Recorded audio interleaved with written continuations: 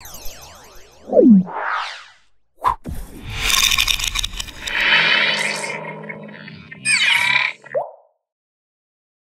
నేను మీ మాధురి. ఈరోజు మనతో పాటు ఉన్నారు రాజేష్ చారి గారు, లా ఆఫ్ అట్రాక్షన్ కోచ్.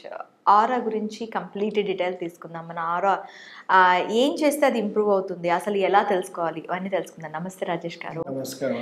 రాజేష్ గారు, ఆరా మనకి ఆ ఆరా అనేది బాగుంది లేదు అంటే, అసలు ఆరా అంటే ఏంటి, అది బాగుంది లేదు అనేది ఎలా తెలుస్తుంది? షూర్ మనం చాలా డీటెయిల్గా డిస్కస్ చేద్దాం విత్ సైంటిఫికల్గా ఎలా దాన్ని మనం చేసుకోవచ్చు. ఓకే, అసలు అది ప్రతి మనిషికి ఉంటుందా? అది ఎగ్జాక్ట్లీ అందరికీ ఉంటుంది. కానీ దాన్ని ఏ విధంగా అట్రాక్షన్ వైపు తెచ్చుకోవాలి, ఏ విధంగా మనం ఆరాని బెటర్గా యూజ్ చేసుకోవాలని మనం తెలుసుకుందాం. మ్యాగ్నెటిక్ మనందరికీ తెలుసు, అయస్కాంతం. ఈ మనం మాట్లాడుకునే సబ్జెక్ట్లోనే ఉంది law of attraction. So magnet అంటే అట్రాక్షన్. అలాగే మన బాడీలో కూడా కొన్ని విద్యుత్ కేంద్రాలు ఉంటాయి. విద్యుత్ కేంద్రాలు అంటే లైక్ ఎలక్ట్రోమాగ్నెటిక్ పవర్ సంబంధించిన హోల్డ్స్ లైక్ జంక్షన్స్. సో అది చక్రాస్ అని మనం అంటాం అన్నట్టు. ఓకే. సో ఆ చక్రాస్ ఇప్పుడు సైన్స్ పరంగా ఒక మ్యాగ్నెట్ ఉంది. ఆ మ్యాగ్నెట్కి ఎంత దగ్గరలో ఇంకొక మ్యాగ్నెట్ పోల్ వస్తే అట్రాక్ట్ చేసుకుంటుందో దాన్ని బట్టి అది డిసైడ్ అవుతుంది. సేమ్ అదే విధంగా మన బాడీలో చాలా మ్యాగ్నెటిక్ ఫోర్సెస్ ఉంటాయి. దానికి సైంటిఫికల్ రీజన్ ఏంటంటే మనం ఉన్నది ఎర్త్ పైన. సో ఎర్త్కి మ్యాగ్నెటిక్ పవర్ ఉంటుంది. సో కాబట్టి గురుత్వాకర్షణ సిద్ధాంతం అంటాం తెలుగులో. సో గురుత్వాకర్షణ అంటే ఆకర్షించేది. సో ల్యాండ్ పైన మనం నిలబడుతున్నాము, నడుస్తున్నాము అంటే అక్కడ మరి ఇది ఆకర్షణ శక్తి ఎక్కడి నుంచి వచ్చింది భూమి మీద మనం ఉండడానికంటే ప్రతి ఒక్కరి బాడీలో ఉన్న ఈ మ్యాగ్నెటిక్ వేవ్సే మళ్ళీ ల్యాండ్కి కనెక్ట్ అయి ఉంటాయి. ఓకే. అదే ఫర్ ఎగ్జాంపుల్ ఇలా కాకుండా ఎలక్ట్రిసిటీ ఉంది, మనం ఎర్తింగ్ ఇస్తాం. ఎందుకు?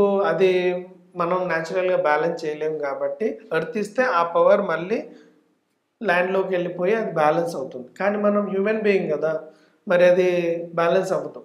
సో కాబట్టి మనం ముందు ఆ సంబంధించిన మ్యాగ్నెటిక్ ఫోర్స్ ఎలా పనిచేస్తుంది అనేది తెలుసుకోవాలి.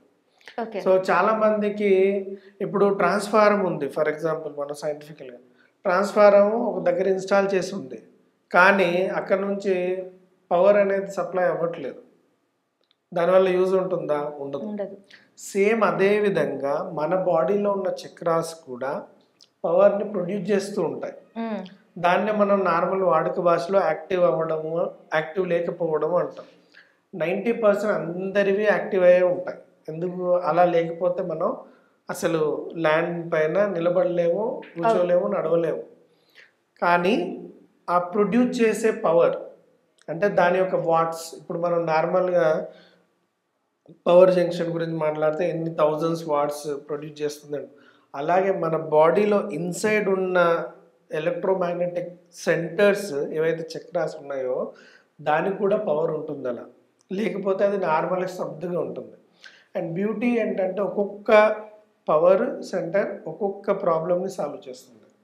అది మనం సబ్సిక్వెంట్ ఇంకా డీటెయిల్గా డిస్కస్ చేద్దాం. కానీ అవన్నీ యాక్టివ్ చేసుకుంటూ దాని చుట్టూ ఇప్పుడు మనం ఎలా అయితే మ్యాగ్నెట్ పక్కన దాని యొక్క రేడియేషన్ ఉంటుంది, ఒక సర్టన్ లిమిట్ వరకు దాని పవర్ ఉంటుంది. సింపుల్ ఇంకా ఇప్పుడున్న డిజిటల్లో అర్థం కావాలంటే ఇంట్లో వైఫై ఉంది. సో అది కొన్ని మీటర్స్ దాకానే కనెక్ట్ అవుతుంది. ఇంకొంచెం దూరం వెళ్ళాం, కనెక్ట్ అవుతుందా? అవ్వదు. సేమ్ అదే విధంగా మన బాడీలో ఇన్సైడ్ ఉన్న వైఫై మనం బయట ఉన్న వాటిని అట్రాక్ట్ చేసుకోవడానికి దానికంటూ ఒక పవర్ ఉంటుంది. దాన్ని మనం టెస్ట్ చేసుకోవాలి. దీనికి గుడ్ థింగ్ ఏంటంటే బ్రెయిన్. సో బ్రెయిన్ అనేది మెయిన్ సెంట్రల్ సిస్టమ్, అక్కడ నుంచి మాత్రమే మనకు సిగ్నల్ వస్తుంది. మరి బ్రెయిన్ని ప్రశాంతంగా ఉంచుకోవడానికి ఇప్పుడున్న ఈ బిజీ వరల్డ్లో ఏం చేస్తున్నాం? మెడిటేషన్ లేదా టెంపుల్కి వెళ్ళి మామూలుగా కూర్చుంటాం. అంటే ఇక్కడ డైరెక్ట్లీ ఆర్ ఇండైరెక్ట్లీ స్పిరిచువల్ అనే కాన్సెప్ట్ మనం తీసుకురావాల్సిందే. సో స్పిరిచువల్ అంటే కేవలం వెళ్ళి టెంపుల్లో పూజలు చేయడం అది కాదు. సో మనం ఇన్సైడ్లో ఉన్న పరమాత్మని యాక్టివేట్ చేసుకోవడం. సో ఇన్సైడ్లో కూడా గాడ్ ఉన్నాడు కాబట్టి మనమే గాడ్. సో కాబట్టి అహం బ్రహ్మాస్మి. ఆ నర్వ్ సిస్టమ్ని మనం మైండ్ నుంచి కంట్రోల్ చేసుకోవాలి. ఓకే. సో దానికి మనం చిన్నగా ఎక్సర్సైజ్ ఏంటంటే, ఇప్పుడు నార్మల్గా మనం ఏమి అనుకోలేదు, జస్ట్ ఇలా హ్యాండ్స్ ఓపెన్ చేసి ఇలా మీరు దగ్గర తీసుకురండి, ఇలా తీసుకురండి.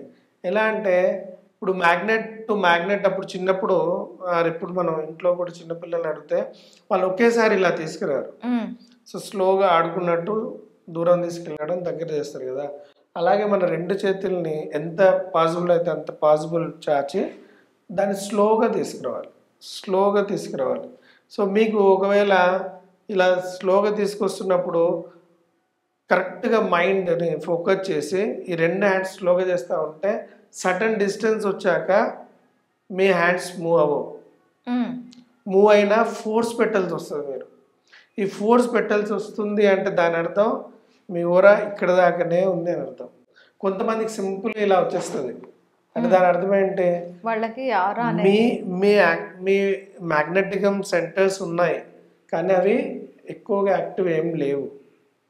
సో మనం ఇలా ఎక్సర్సైజ్ కనుక చేసుకో ఎవరైనా చేసుకోవచ్చు. దీనికోసం ఓకే, దీని గురించి ముందు ప్రాక్టీస్ ఏమైనా చేయాలి? ప్రాక్టీస్ ఏం లేదు, జస్ట్ చేతుల పైన ఓకే, ఇప్పుడు నేను చేసి చూడొచ్చు మీరు కూడా. ఇప్పుడు చేతులు లాంగ్ పెట్టేసి స్లోగా నియర్ బై తీసుకురండి, అంత ఫాస్ట్గా రావద్దు. ఓకే. సో వెరీ స్లోగా మీరు తీసుకొస్తా ఉంటే మీకే ఒక ఫీల్ వస్తుంది, వెయిట్ పెరుగుతున్నట్టు అనిపిస్తూ ఉంటుంది, మధ్యలో ఎయిర్తో ఉన్నది. మీరు ఇంకా తీసుకురండి. సో మీకు అనిపిస్తూ ఉంటుంది కొంచెం కష్టంగా ఉంది దగ్గర అని. అదే మనం నార్మల్ ఫోకస్ లేకుండా అయితే సింపుల్గా అనేస్తాం. ఇప్పుడు మీరు ఇంకా దగ్గర చేయండి, మీకు ఇంకేదో నేను బలవంతంగా ఫోర్స్ పెట్టాలి అనిపిస్తుంది. So that is called your ఓరా. ఈ మధ్యలో మీ మ్యాగ్నెటిజం అనేది మీ మైండ్తో మీ ఎనర్జీ సెంటర్స్ని అక్కడ దాకా బ్యాలెన్స్ అయి ఉంటుంది. ఓకే. చాలా మందికి రాదు, కొంతమందికి చాలా ఎక్కువ ఉంటుంది. కానీ ఇక్కడ మళ్ళీ ఆ యాక్టివేషన్ దేని గురించి మనం చేస్తున్నాం అనేది కూడా మనం అఫర్మేషన్ రూపంలో మేనిఫెస్టేషన్ రూపంలో ఇవ్వాలి. అప్పుడు ఏమవుతుందంటే ఈ ఖచ్చితమైన ఈ రేడియస్ ఏదైతే ఉందో మనకి ఎగ్జాక్ట్లీ సింపుల్ టర్మ్ అందరికీ అర్థం అవ్వాలంటే వైఫై దగ్గరలో ఉన్నప్పుడు కనెక్ట్ అవుతుంది కదా, కాబట్టి మీకు ఏం కావాలో సెట్ చేసుకుంటారు. అలాగే మీ ఎవరో ఇంత అని తెలిసినప్పుడు మీరు ఎక్కడైతే కూర్చుంటారో మీ లిమిటేషన్ ఇంత దూరంలోనే మీరు కూర్చొని మీ వర్డ్స్ మళ్ళీ మీకు వినిపించేటట్టు అఫర్మేషన్ చెప్పుకోవాలి. అంటే ఎలా చెప్తాం అప్పుడు, ఇంతే మన ఊరా అనుకుంటే మీరు పెద్ద హాల్లో కూర్చొని మీ అఫర్మేషన్ చేసుకోవద్దు, చిన్న గదిలో చూసుకొని చేయాలి. అప్పుడు ఏమవుతుంది, ఈ వాయిస్వి మళ్ళీ వెళ్ళి మీ ఊరా సర్కిల్లోనే మళ్ళీ మీకు రిఫ్లెక్ట్ అవుతూ ఉంటాయి. సో మ్యాగ్నెటిక్ వేవ్స్ అనేవి ఇక్కడిక్కడే మళ్ళీ మీకు రిఫ్లెక్ట్ అవ్వడం వల్ల మీ బ్రెయిన్కి మళ్ళీ అవి రిసీవర్గా పనిచేసి మీ అఫర్మేషన్ అనేది ఇంకా ఫాస్ట్గా అవుతూ ఉంటుంది. సో అన్ని నోట్స్ అన్నీ యాక్టివేట్ అయ్యి మీకు ఇక్కడ ఒక ఫార్మాట్ ఫామ్ అవుతుంది. సో దానికి చాలా లాంగ్ సబ్జెక్ట్ ఉంది. 369 లాగా ప్రతిదీ ఒక ట్రయాంగిల్ ఫామ్ అవుతూ ఉంటుంది. ఒక వేవ్ ఇక్కడ ఫర్ ఎగ్జాంపుల్ ఈ ఓరా మీకు ఇక్కడ చూసారు కదా, ఈ వేవ్ ఇటు వెళ్ళిపోతుంది, మళ్ళీ అది ఇటు వెళ్తుంది, మళ్ళీ ఇటు వస్తుంది, మళ్ళీ ఇలా జిగ్జాగ్ వెళ్ళి అన్ని 369 ఫామ్ అవుతుంది. ఇది సింపుల్ మన స్పిరిచువల్లో కూడా ఉంటుంది. శ్రీచక్ర అంటారు కదా, శ్రీచక్రాలు కూడా అన్ని ఇలా ట్రయాంగిల్స్తోనే డిజైన్ చేసి ఉంటుంది. సో ఈ ట్రయాంగిల్ నుంచి వచ్చే సెంటర్ పవరే మన బ్రెయిన్ని బ్యాలెన్స్ చేస్తుంది. ఆ బ్రెయిన్తో వచ్చే సిగ్నల్స్తో అఫర్మేషన్స్ ఫామ్ అవుతే మనకు రిజల్ట్స్ వస్తాయి. చాలామంది ఏంటంటే లా of attraction 1 day 2 day 1 month 2 months చేస్తాను. నో, మనం బ్రష్ రోజు చేస్తామా, ఒకటేసారి చేసి మానేస్తామా, రోజు చేస్తాం. సో లా ఆఫ్ అట్రాక్షన్ కూడా అలాంటిదే, రోజు చేస్తున్నప్పుడు అదొక మన లైఫ్లో పార్ట్ అయిపోవాలి. అప్పుడే మన బ్రెయిన్ అనేది ఆ విధమైన ప్యాటర్న్స్ని అలవాటు చేసుకొని మనకి ఆ రిజల్ట్స్ అనేవి వస్తూ ఉంటాయి. Otherwise everybody will be Ambani Adani single day. So కాబట్టి మనం ఫస్ట్ మన యొక్క మ్యాగ్నెటిక్ ఫోర్సెస్ని మనం బిల్డ్ చేసుకోవాలి. అలా బిల్డ్ చేసుకున్నప్పుడే మనకి పాజిటివ్ థాట్స్ వచ్చి ఆ పాజిటివ్ థాట్స్ అఫర్మేషన్స్ మ్యాచ్ అవ్వాలి. ఇక్కడ మళ్ళీ ఇప్పుడు మనం నాకు ఒక 1 monthలో 1,00,000 రూపాయలు కావాలి, ఇది నా అఫర్మేషన్. అంటే నాకు వచ్చినందుకు అఫర్మేషన్ ఎలా చెప్తావు, ఈ 1 మంత్లో లేదా ఏదైతే డేట్ పర్టికులర్ అనుకొని నాకు ₹1,00,000 వచ్చినందుకు నేను విశ్వానికి కృతజ్ఞతలు అని చెప్తున్నాను. కానీ నా థాట్లో వచ్చిన మ్యాగ్నెటిక్ ఫోర్స్ దీనికి మ్యాచ్ అవ్వట్లేదు అనుకోండి, సైకలాజికల్గా చెప్తున్నాను, then you can't get it. అంటే మన మైండ్లో బలంగా నాకు వచ్చేసింది అని నమ్మిన తర్వాత అండ్ సేమ్ టైం మీరు లా ఆఫ్ అట్రాక్షన్లో అఫర్మేషన్ చేస్తున్నారు, కానీ బ్రెయిన్కి ఏం చెప్తున్నారు, ఇది part of law of attraction, నేను అఫర్మేషన్ చేస్తున్నానని బ్రెయిన్ చెప్తే బ్రెయిన్ ఏమనుకుంటుంది, వీడు ఒక కోర్సు చేస్తున్నాడు దానిలో భాగంగానే అనుకుంటున్నాడు. అలా చేయకూడదు. బ్రెయిన్కి ఏం చెప్పాలి, నాకు వచ్చిందనే చెప్పాలి. ఓకే, బ్రెయిన్ కూడా ఏం ఫీల్ అవ్వాలి, నీకు వచ్చిందనే ఫీల్ అవ్వాలి. అంతేగాని నువ్వు ఒక కోర్సులో లేదా ఒక ప్రాక్టీస్లో నేను ఒక అఫర్మేషన్ చేస్తున్నానని బ్రెయిన్ ఫీల్ అవుతే అదే ఏం సిగ్నల్ ఇస్తుంది, అదే ఇస్తుంది, నువ్వు ఒక కోర్సు నేర్చుకుంటున్నావు నేర్చుకున్నాయినా అని చెప్తుంది. సో అక్కడ మనం బ్రెయిన్ని ట్యూన్ చేసుకోవాలి. ఓకే, అంటే ఇప్పుడు ఒక మూవీ చూస్తున్నప్పుడు మనం ఎలా ఎమోషన్స్ ఫీల్ అవుతామో, ఒక యాక్ట్ చేస్తున్నప్పుడు ఎలా ఫీల్ అవుతారో, అలాగే మన అఫర్మేషన్ కూడా మనం ఫస్ట్ నమ్మాలి. అదర్వైజ్ ఎన్ని బుక్స్ జర్నల్స్ రాసినా అది రాదు. ఓకే, ముందు ఆ మైండ్ ప్యాటర్న్ని బిల్డ్ చేసుకోవాలంటే మీరు రెగ్యులర్గా ప్రాక్టీస్ చేయాలి. దానికి ఇనిషియల్గా ఏంటి, 21 days అనేది ఆ ఎనర్జీ ఫ్యాక్టర్. 2+1 is 3. 3 అనేది ఎనర్జీ. ఫస్ట్ 21 days బ్రెయిన్కి అసలు signal system and pattern formation దీనికి టైం పడుతుంది. అండ్ దీనికి సనాతన ధర్మంలో కూడా మనకు ఉంది, మండలం అంటే 42 days, దానిలో 50% is 21 days. అప్పుడు మన బ్రెయిన్ అంతా యాక్టివ్గా పార్టిసిపేషన్ మోడ్లోకి వెళ్ళి ఒక పద్ధతిని అది బిల్డ్ చేసుకుంటుంది. ఓకే, అలా మనం ప్రాక్టీస్ చేయాలి. అప్పుడు మన లోపల ఉన్న మ్యాగ్నెటిక్ ఫోర్స్, ఆరా, దాని బిహైండ్ కుండలిని ఎనర్జీ, ఆ తర్వాత ఈ formation of triangle and affirmations, visualisation, వీటన్నిటి కాంబినేషన్తోనే మనకు రిజల్ట్ పర్ఫెక్ట్ వస్తుంది. అంటే ఏంటి మీరు చెప్తుంది ఏంటి అంటే, లా ఆఫ్ అట్రాక్షన్ని మీరు చేయాలి అని అనుకుంటే 1 రోజు 2 రోజులు కూర్చుంటే కాదు, it is the type of practice అంటున్నారు. It's not only practice, it's part of life.